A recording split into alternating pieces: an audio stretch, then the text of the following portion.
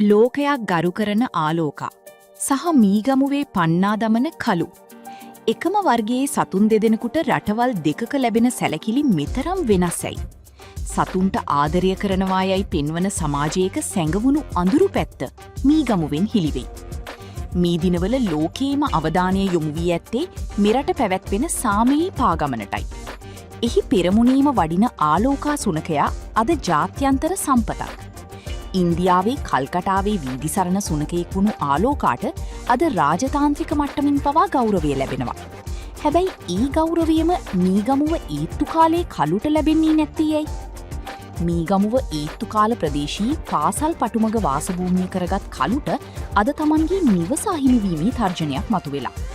කටුනායක ප්‍රදේශී ව්‍යාපාරිකයෙක් තමන්ගේ මිලාදික සුරතල් බල්ලාට කලු බුරනවායයි පවසමින් මේ අහිංසක සතාව එම ප්‍රදේශයෙන් පන්නා දමන්න පොලිසි ගිහින්.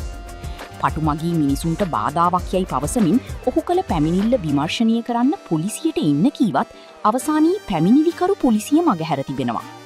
නිලාදික සුනකයින්ට එක නීතියකුත් වීදිසරණ කලු වැනි සතුන්ට තවත් නීතියකුත් දමන මනුස්සකමට නිගා දෙන මිනිසුන් අතර කලුට ආහාර දෙන කරුණාවන්ත මිනිසුන් තවමත් මීගමුවේ ඉතිරිව සිටීම වාසනාවක්. ආලෝකාට වඳින පුදන රටක තවත් වීදි සුනකයෙක් පන්නා දමන්න උත්සාහ කිරීම මොනතරම් නම් උත්ප්‍රාසාත්මකද?